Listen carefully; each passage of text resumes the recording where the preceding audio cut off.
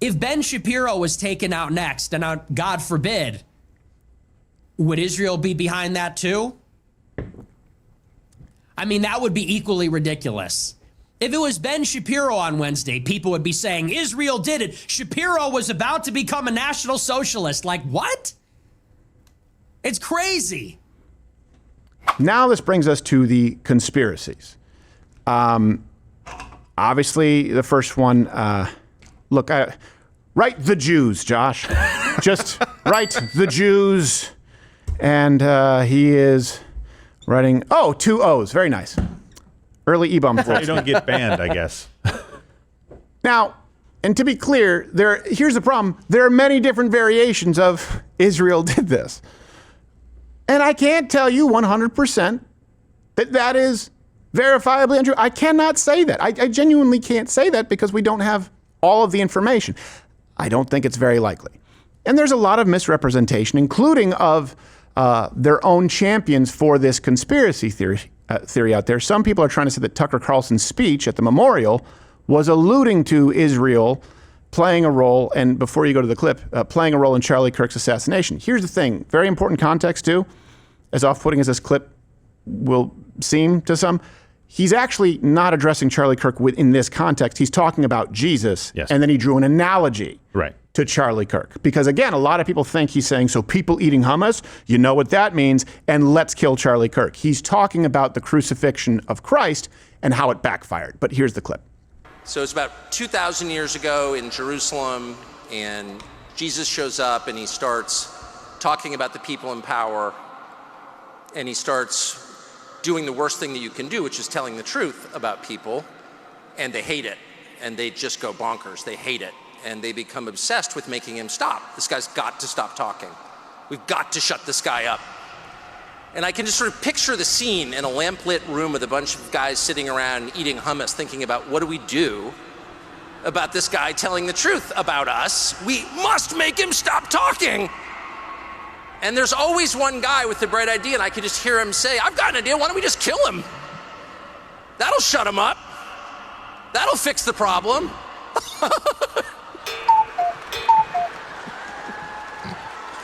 It doesn't work that way. Okay. Now, I'm, again, in defense of Tucker. Right. He was talking about, again, people say, oh, Hamas. He's talking about people who, in Jesus' time, would have come up with a brilliant idea to crucify Jesus. I don't know if you know this. Hummus would probably be something there in the Middle East, along with olives and figs. I don't typically think of the Jews when I think of hummus, but Tucker is drawing an analogy. He's saying, and he goes on right after that to say, that's not what happens. This is inverted. When they tried to silence the message of Christ, and to be clear, people out there that are saying Jesus wasn't going after them, yes, he was. He was telling the truth about how whitewashed tombs were over here. These people were a brood of vipers. Like, he was going after the Sanhedrin, the rulers of that time, telling truth about what they believed and what they didn't believe. So Tucker's he's spot on in his analogy here, saying that it absolutely backfired and the message just spread more, saying they tried to silence Charlie's message the very same way. Not meaning that the Jews did, but people did. Saying that it's backfired. Right. And then there's this other thing I just want to clarify really quickly, and I understand that people get like off the board. Ian Carroll and Candace Owens have gone way further on talking about the Jews maybe have done this. Than Tucker Carlson. Yeah, than Tucker Carlson. Yes. To try to shoehorn this into Tucker saying the same thing is difficult. I understand it. But look, one of the other things is like saying that the Jews weren't responsible for Jesus' death. Of course, the Sanhedrin was the body that turned Jesus over to be crucified by the Romans. Right. So yes, the Roman Gentiles killed Christ, even though Pilate said he found no fault with him, but it was the ruling party that did it. You have to be able to acknowledge history and not be accused of a blood libel as well. So I'm not sure why there's so much going back and forth on this particular clip other than the crazy laugh. Right. That to me is the most off-putting thing that happened in the entire thing. It's like, that laugh is never appropriate in any context. Well, because there's a pause. There's a pause between his own statement and a laugh, which comes across as disingenuous. And there's also not a laugh from the audience. Yes, that's true. It's like nervous energy, I guess, for him. I don't know what it is. It comes across like evil villain laugh. Or crazy. It did. It came across as villain. Yeah. I'm not saying he's crazy. I'm just saying it sounds villain crazy. in his lair talking to himself. Oh, Inspector Gadget, I will ruin your helicopter jacket. You're like, oh, that's the evil laugh. Yeah. We're not laughing. And you waited a second before you said it. All right.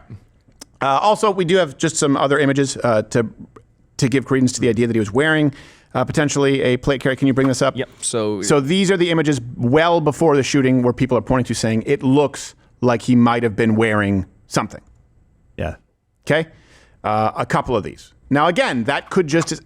And it's tough to know because they're soft. There are soft plates. There are hard plates. They are approved, being familiar with these, for different types of threats, right? You have 3A, which is, I think, up to 44 Magnum, and then level 3, which is up to certain rifle calibers, and level 4 is what you really need to stop some of the higher velocity steel core bullets.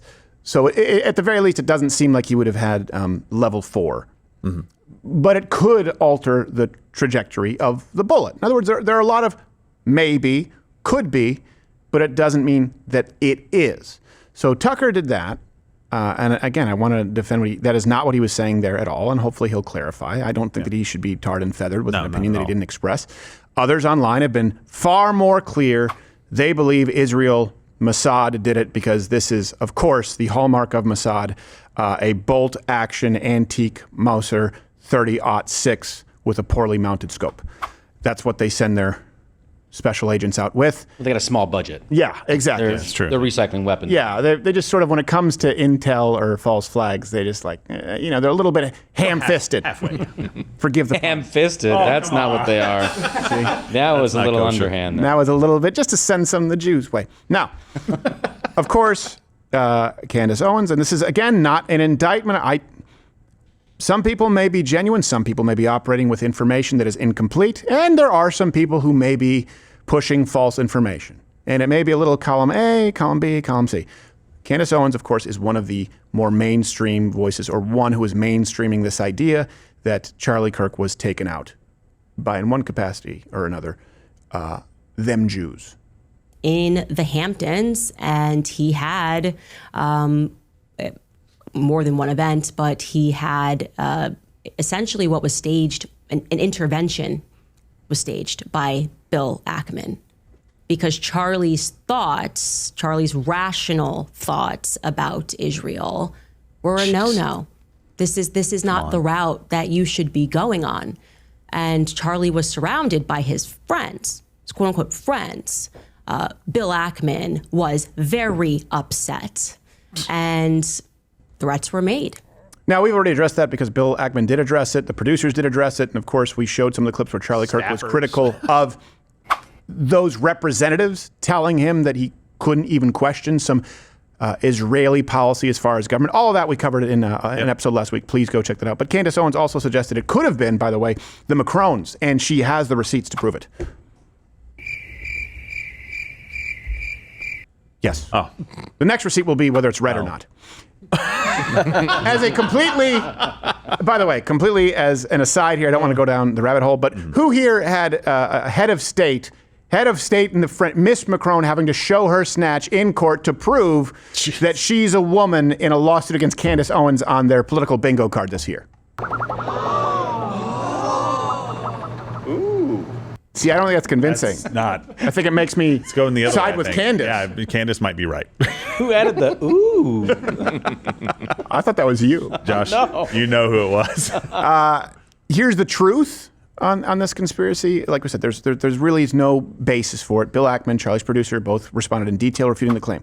Does that mean, I get it, he said, she said. Gentile said, Jew said. But you have to, again, look at everything that we have, what we know, the time, the history, the backlog of this person being radicalized. Which, and I want to be very clear here, this is important. This is not a game if we are being hunted. And by that I mean, you're just one step away. You're just one viral clip or tweet away from being the next trophy on someone's mantle. You guys understand that, right? In other words, is it too far-fetched to believe that the left can be radicalized to the point of violence? Well, you saw the Summer of Love. You saw the attempted assassinations on Donald Trump. You've seen this year in and year out. So Occam's razor is the left is violent. And the left's reality is so warped that, my God, they might even celebrate en masse this kind of assassination. I mean, even just look at that. This is me talking, opinion. I don't see overwhelming celebration from the Jews or people in Israel at all over the death of Charlie Kirk. I see it from the left. I see more than 50% of the left justifying it in some capacity, according to the recent YouGov poll.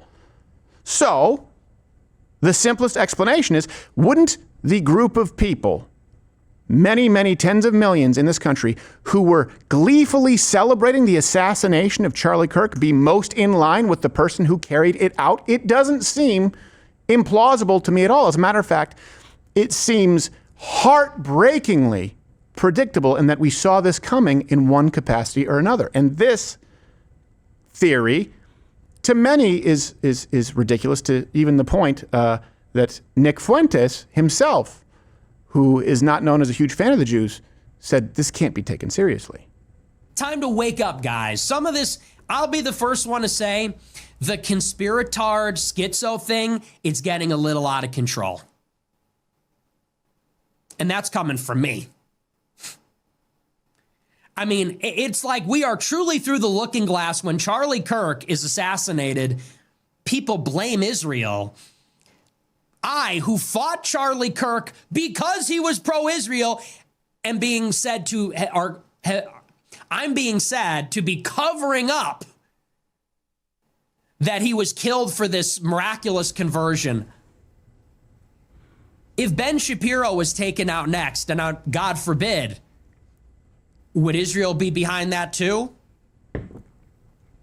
I mean, that would be equally ridiculous.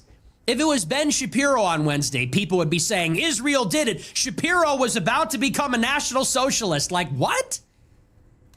It's crazy. I don't want to say a little bit of a taste of his own medicine because, people were said to me, like, people have told me that my grandparents were cousins because I'm an inbred Ashkenazi. I mean, here's the thing, and this is not to insult the Ashkenazi Jews. I do not look like them.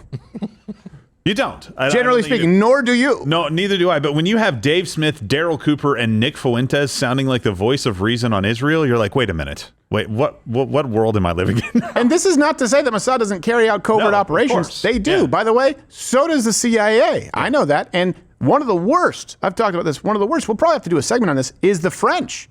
When it comes to espionage, I think that's the reason it's called espionage. It's the French word for it. They're dicks. They started it, yes. They're really, really bad at it. And you could honestly, if you're going to say, hey, an international agency being, you could argue the French would have more of a vested interest in destroying the voice of someone who is anti-socialist in this country, has been descending into socialism for many, many decades. You could make that case too. I want to be very clear as well. Mrs. Erica Kirk, please don't hang me on if I say Miss. Mrs. Erica Kirk is going to be discussing these claims on the show with Alex Clark at TPUSA. I believe that's later this evening. I think it's 6 p.m. It's called Apothecary, I think, the show. So Miss Erica Kirk will be there addressing this. And I also know that many people out there, there's nothing, they will say, well, she's compromised. She has to say this because no matter what she says. I think that her word counts for a lot in this. Yeah. Especially in tandem with TPUSA, producers, organizers. I would give that more weight than people online who've clearly already gotten one or two facets of this story wrong. This brings us to conspiracy number 2 out there. And this is one that you've seen, the reassembling and disassembling gun. This has been out there. And just to be clear, the clip I'm about to show you, this person is someone who I've watched a few times, is usually very good. I don't believe that this person is being dishonest. I want to be clear. I don't want to get into some kind of urinating contest. I just think that, like many of you, they have some information that all of us sort of assume to be true. And then once you do some digging and search, you find out it's based on nothing.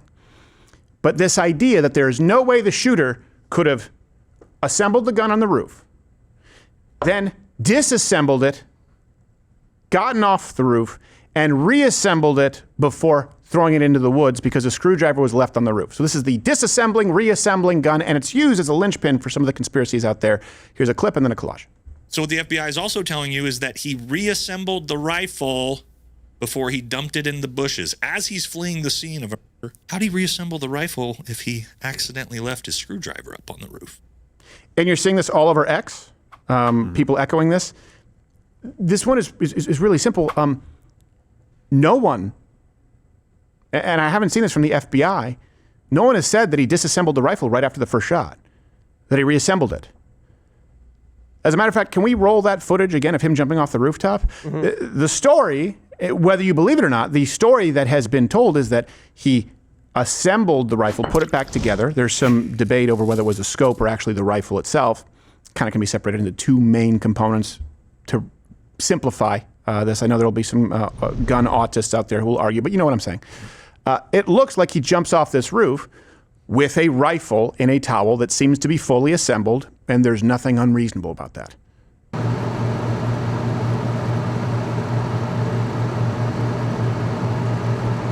I can fast forward. Yeah, fast forward to the zoom in part, please. It's coming up, yeah.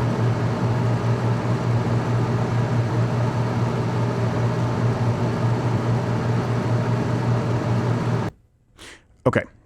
So you guys see that there? Yeah. All right. But I am finding, and you guys can let me know if there's something official from the intelligence community, because again, I've said they've done a horrible job. If they're putting that out there, then they deserve to be called on it, because that makes this whole thing far less believable as a story. I'm not seeing anywhere that he disassembled, reassembled it on the roof, and then disassembled it again, which actually means I want to jump to another conspiracy because it ties into that. So if you guys can follow me here, it is the outfit change. So we'll call it number 3, but it's actually number 4. Because in combination, these two have been used to suggest, well, how did he do all this? Changing outfits, assembling a gun, shooting, disassembling the gun, changing an outfit on the roof, then jumping off, changing outfits, but no one's saying that. Right.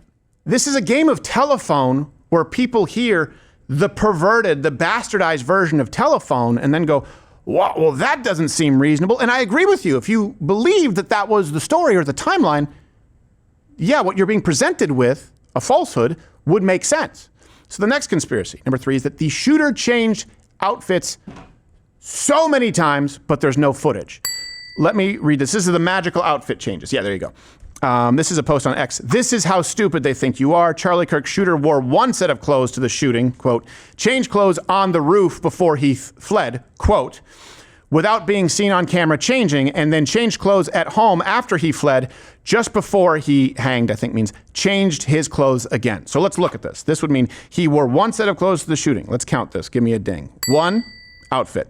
Changed clothes on the roof before he fled. 2 outfits, without being seen on camera. Then changed clothes at home before he fled. After he fled. After he fled, sorry. Number 3, just before he changed his clothes again, 4. What? Okay. Where are they getting that? Well, so someone put in quotes, which is not an actual quote. No, none of it's a quote. None of it's a quote. So 4 outfit changes. Unless they're quoting themselves. Yeah. Here's the thing. According to what I have seen and the footage, there are only 2 outfits.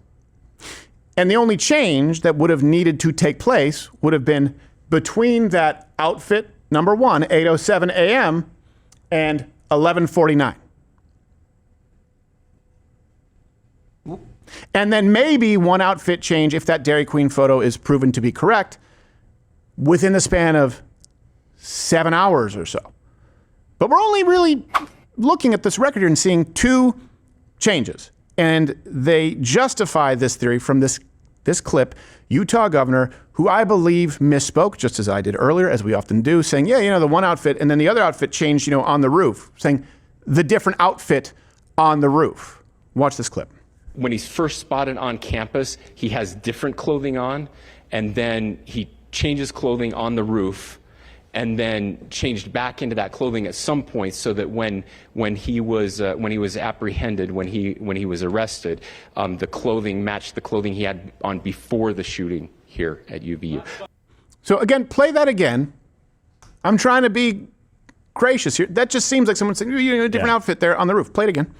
When he's first spotted on campus, he has different clothing on, and then he changes clothing on the roof, and then changed back into that clothing at some point, so that when he was apprehended, when he was arrested, the clothing matched the clothing he had on before the shooting. Now, here at pause one. So apprehended was the next day, right? At his parents, the next day. In other words, he's just saying you could have changed back to the clothing that you saw that morning before the next evening. And when he says change clothing on the roof, sounds like what he's saying to me, it's not a direct quote saying we know that he changed his outfit on the roof. He's saying you see the different the different outfit that you saw when he was on the roof. Versus the earliest that we have at 8 a.m. So, and it's very clear that that's what he's trying to say. Just to give you some other data. We played that, but when we saw him on that same Ring camera at about 11:49, 11:50, he was in the same clothing that he ended up taking the shot with. It seems right? We can't confirm exactly, but let's play that again. Yeah.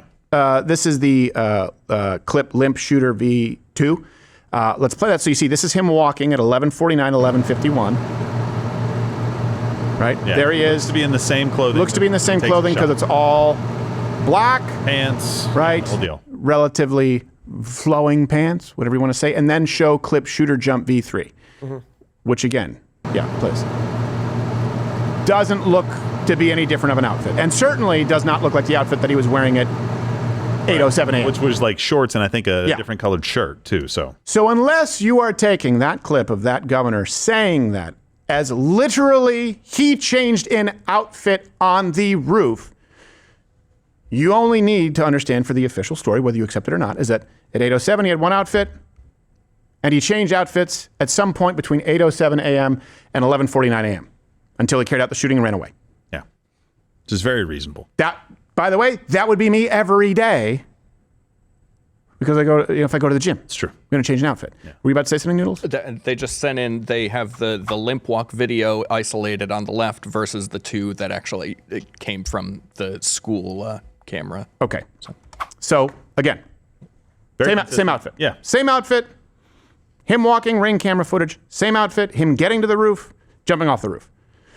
And here's what is important. You would have to make an intellectually inconsistent leap to say, no, I believe 100% that he changed outfit. That's the story that he disassembled, reassembled, and changed out. How could he disassemble the rifle on the roof, change outfits, and jump off that fast? Well, it doesn't look like the rifle was disassembled when he jumped off, and it doesn't look like his outfit was any different than he walked up with a rifle in an outfit and jumped off in the same outfit with a rifle and a towel.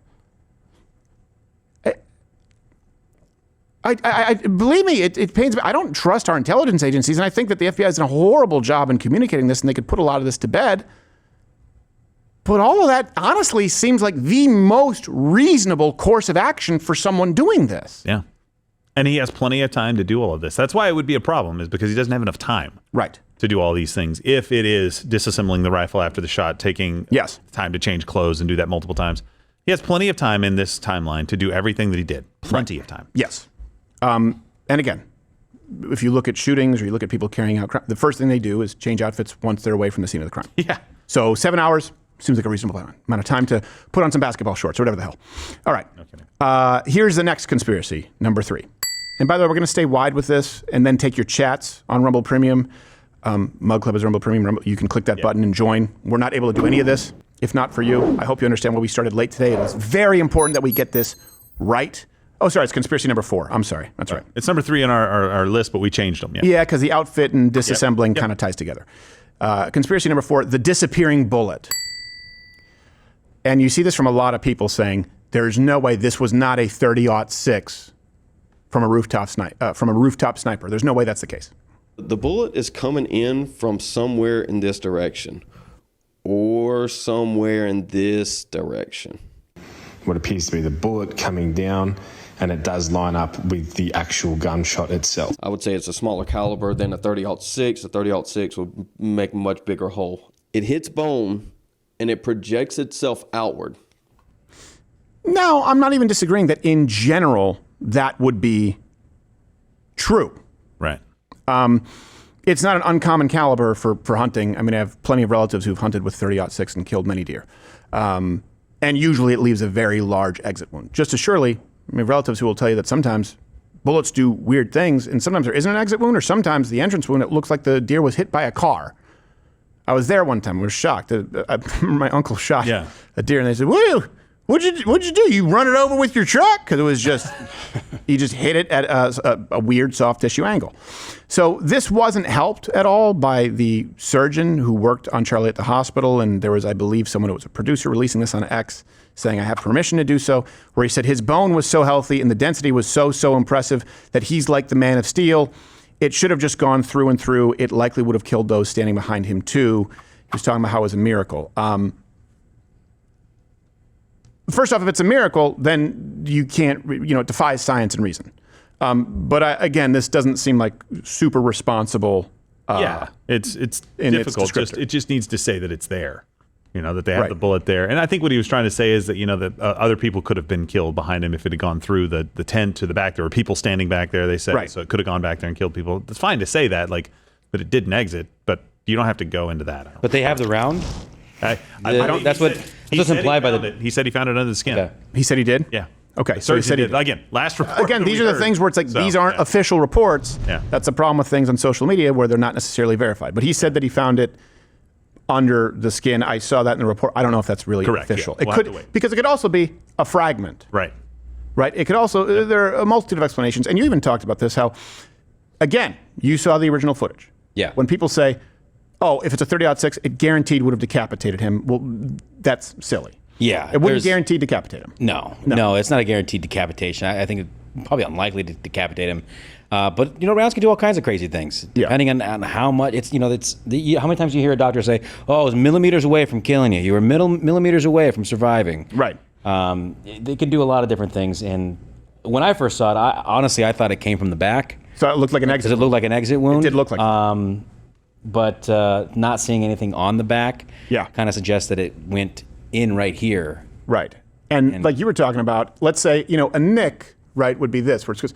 But with a 30-06, considering how much damage it could do, if it's less than a nick, but let's say just hits the side of the tissue, not the spine, that could cause one large hole, a gape. In that case, you would expect to find the round somewhere else to have gone through. But if he did have, some strong milk-drinking bones, then maybe a fragment is left behind, or if he did have some kind of a plate, that could change the. We don't know. It doesn't change the velocity for sure. Or if it hit, let's say, for example, we know that we've done this. It could have hit one of the posts of the canopy that he had. That can. I'm not saying it would stop a bullet, but that can change the velocity dramatically. Yeah. And there have been far more bizarre cases of bullet behavior than this. Even though this is the one thing I would say seems unlikely for it not to have an exit wound, and I won't say seems unlikely based on the damage was so severe, guys. If you watch it, no, it wasn't a decapitation, thank God, but it was so graphic you'll never unsee it. It was immediate blood loss that would lead to instant death. Yeah, unless the entry wound was somewhere back here, I would expect that would be like basically an entry and an exit wound, making one big hole because of the limited space that it did hit. Yeah. And so we don't know that, but here's something that we do know. Here's the truth, is that there have been many, many, many witnesses. So you would have to believe that many of these people are on the payroll as well, because this has then been used to act as a springboard for conspiracies of course, second shooter. Right. I've even seen some so crazy as it was an inside job where someone had a detonation device on his lav. On his lav that shot him in the neck. And by the way, I'm not just talking like this is. You're talking about millions of people have seen this. I've seen people saying, "Look, they're clearly doing hand signals to take part in an inside job." Like you can't address all of them. But here's the truth: there were many, many witnesses. And not a single one described potentially the shooter at another angle, right? They described the shot as a single shot, sounding like a bang or a firecracker. One account, Isaac Davis, a student there, told the New York Times, it was definitely noticeable, but it sounded almost like a firecracker. I do think here this is where the actual report, the medical report, will be of significance. Yeah. And we don't have it yet. And you can say that you won't trust that medical report. Okay, fine. Right. But I certainly wouldn't trust someone who has no medical report and anything beyond the footage that you have access to. Yeah. Well, that's the thing that I've wanted to ask people is like, I understand maybe you have some difficulty with some of the information coming out right now. But sure, I do too. What's the alternative theory that you have evidence for? Mm-hmm. Not just the fact that you're thinking something else could have happened. Right. You know, Stu Peters was in that collage of people that said Israel killed Charlie Kirk. I mean, he didn't mince any words about it. And I'm like, okay, well, what evidence do you have that is true? Like, you're making a claim, support it. And they're not saying that this assassin didn't do it, that there was other people. Yeah. They're saying specifically that Israel killed him. And I'm like, okay, well, why? What happened? Here's also the irony for me. If people are saying that, these are often the same people who were vehemently against Donald Trump hitting the nuclear facilities in Iran where there were There was no known collateral damage, right? The most effective... Well, because we're doing it for Israel. That was the whole thing. But that's my point. Exactly. If someone says Israel killed Charlie Kirk, that's a declaration of war, and we bombed the shit out of multiple locales as it relates to Israeli government. Right. Just so you know, if Israel had anything to do with the assassination of Charlie Kirk, I would be front and center saying we have to declare, they're not our allies, declare war against Israel. Comment below if you'd be in that camp. Franz Ferdinand style. There you go. And so it's just funny to me that people who claim to want peace and that we don't want to fight wars for Israel are making a declarative statement that in any circumstance would be a declaration of war. Yeah. I don't see how you'd get around that. And the other thing is that Netanyahu came out and they're saying he's trying to cover up by coming out and saying, hey, how bad it is that Charlie Kirk was shot. And they're like, well, why would a world leader come out and do that? And it's like, well, I don't know. Maybe he's got some people going, hey, they're blaming us again for this. And he's like, listen, we didn't have anything to do with this. This is a very sad day. Maybe Charlie Kirk visited Israel, and it's well documented through video and pictures. They're supposed to have had direct communication. And he's had communications with them. In other words, it makes complete sense. I know. It's also not crazy to think that one of our quote-unquote greatest allies would speak on this. I mean, they tried to get a moment of silence. I can't remember who did it. The UN tried to get a moment of silence for Charlie Kirk. It didn't happen, but other world leaders were obviously weighing in. They tried to do it in our own halls, our own house, and they said, "No." Remember that? Well, they wanted. That's a direct quote. Great impression. Yeah. They didn't want to do a verbal prayer or something. No, something like that. That was their official response. It was a prayer issue because they got a lot of non-Christians on the left side. Yeah, I don't care. That was the longest filibuster ever. Was just some cackling bitch going, no. Here's the final conspiracy out there. And this one I kind of get. The planted text messages, right? The planted text messages. And this is where people are saying that the feds clearly planted a curated text exchange between this shooter and this blatantly homosexual, gay, trans lover to just try and wrap this all up in a nice little bow. Okay, I will say these text messages are suspect at best, but that doesn't mean that it's the feds or the Jews. This is not something, by the way, that is uncommon where people go, okay, let's get our story straight, all right, so that you don't take any of the fall. That's right. I don't know if you're going to believe I didn't know you were my roommate. Okay, we got a text message thread, and I'll just make it clear. Right, that wasn't invented with Breaking Bad. It was reflected of things that have happened many, many times in real life. So let me read you some of the texts. This is from Tyler Robinson to gay, homosexual, trans boyfriend Lance Twiggs. I am still okay, my love, but I am stuck in Orem for a little while longer yet. Why did I do it? I had enough of his hatred. Some hate can't be negotiated out. If I am able to grab my rifle unseen, sight unseen, I will have left no evidence. Only thing I left was the rifle wrapped in a towel. Remember how I was engraving bullets? The effing messages are mostly a big meme. If I see notices bulge UWU on Fox News, I might have a stroke. The point is, it seems like it also could be weird goths at a Renaissance fair. It's true. Do we get an update on that stroke situation? No, I don't know. I don't know. I hear you smelling burnt toast. I'm hopeful. Me too. I want him to stay around for a while. Here's the truth. Yes, these are very suspect, but these exchanges were not needed to establish a motive. If anything, it seemed that the exchange might have been fabricated by this to protect his gay, homosexual, blatantly trans male lover. There are other text messages not being mentioned, by the way, like this one. I'm a female. Yes. Come on. You got to get all the facts before you start coming up with theories. Lance? I don't know if you'll hold up all that well to interrogation, Gerald. Although you do like harsh lighting. I'll be fine. Hey, really quickly, let me tie these two things together here, right? So this line of text messages seems kind of odd. It could be, of course, something that's, I don't think any of us looked at that and said, yeah, totally normal conversation between two gay lovers. No, it seems like that, right? Todd Sawyer book. But yeah.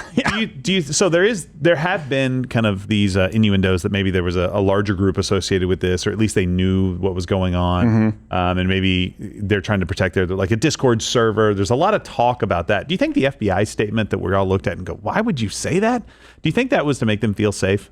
Like, hey, this is just one lone nut that we really haven't tied to any left-wing groups. Do you think that's to make sure that these guys don't think, hey, we're onto you? Because I can't think of any other reason that the FBI would release a statement like that right now saying, well, we can't find any evidence of him being, aligned with any left-wing groups. Like, how do you say that with a straight face? I just think they're very imprudent and bad at their job. That's possible, I mean, look at true, Kash yeah. Patel, where he tweeted out, I think he said at one point the shooter in custody and said the suspect has been released. There was a switch of it where it's like, well, hold on a second. Right. You didn't just say, in other words, there could be a suspect who is not the shooter, but a suspect involved. They have not been careful with their language. No, and that guy was super, that's another thing. That it wasn't even that guy. It was a different one. I'm not talking about the old man. I'm talking about there was another one where Kash Patel released it. So I think that statement is kind of true, though. Right? There's no group necessarily. As far as we know right now. That they know. I mean, I think it's getting convoluted and misunderstood. I mean, I think Reddit politics is a group because all of them celebrate the murder. Honestly, to me, that's enough to qualify as left-wing violence. There's some kind of an affiliation. If a couple of guys in hoods who, by the way, would vote for a socialist if he was white, if that's considered right-wing violence, I think people on the biggest political message board on the known internet world celebrating the death of Charlie Kirk should count as a group. Hey, have you been taking part in this group? Have you been celebrating death in this group? Then, yeah, you know what? We're going to consider you part of a left-wing extremist group. Yeah. They have meetups. Yeah. Well, and so that's another thing that we don't know that I want to make sure, because honestly, now that I think about it, the two things that I need answers to, I think the most, right? I have no problem with a lot of the other things because I think there's plausible explanations.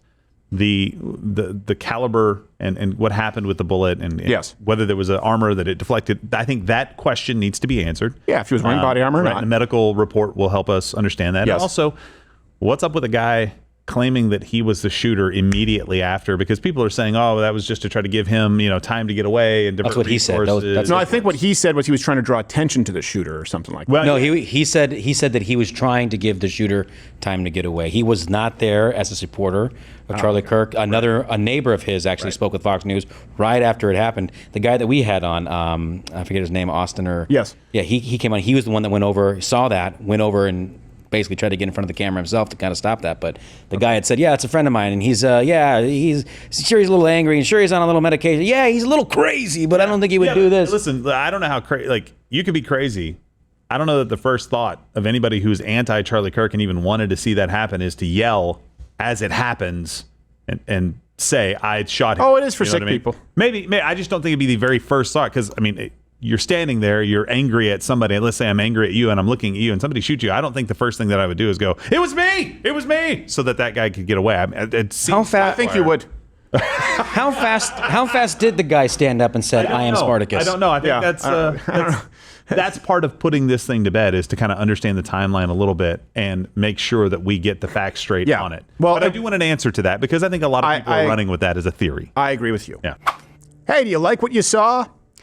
I don't know how because it's on YouTube and we have to cut all the good parts out. So you should tune in live weekdays at 11 a.m. Eastern on Rumble, where we can still speak freely and even use words like and get and whoa. You've been here this whole time? Yeah. Snuck in.